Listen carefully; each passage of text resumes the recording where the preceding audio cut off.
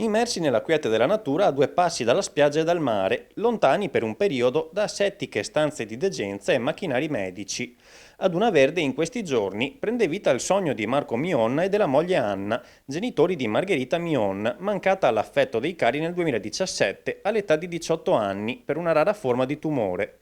I due sono i fondatori dell'associazione Margherita C'è ancora vita, che ha dato concretezza al progetto La Casa di Margherita, un luogo dove i piccoli pazienti del reparto di emato-oncologia pediatrica dell'ospedale Caffoncello, malati di tumore, avranno un luogo tutto loro dove trascorrere le vacanze al mare con le proprie famiglie, seguiti dai loro medici curanti. Così abbiamo lasciato parlare il cuore, dare un luogo stabile, una casa dove veramente donare il sole ai bambini che hanno paura del buio. Ecco, come voleva Margherita, lei lo aveva scritto alle elementari, io mai avrei pensato di dover realizzare una cosa del genere, ma per un genitore che perde un figlio non c'è modo di dare tante volte un significato, no? A un evento così tragico. Credo che questo sia l'aspetto più importante di questo progetto, riuscire a trasformare il dolore in amore.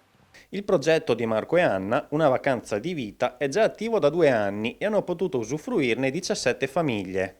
Sembra sempre che le cose accadano agli altri, in realtà non è così, nessuno è escluso, ecco. E quando ti capitano queste cose, ti capitano così, come se fosse una doccia fredda.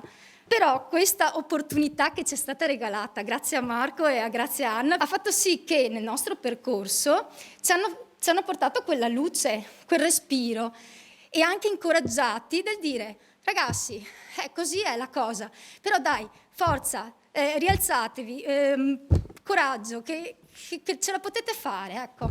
Ora, grazie a un investimento di 280.000 euro, l'immobile è stato acquistato per farlo diventare definitivamente la casa di Margherita e di tutti i ragazzi che stanno affrontando il difficile periodo della malattia. Dobbiamo dare sempre fiducia e speranza agli altri. Solo questo ci aiuta ad apprezzare la vita.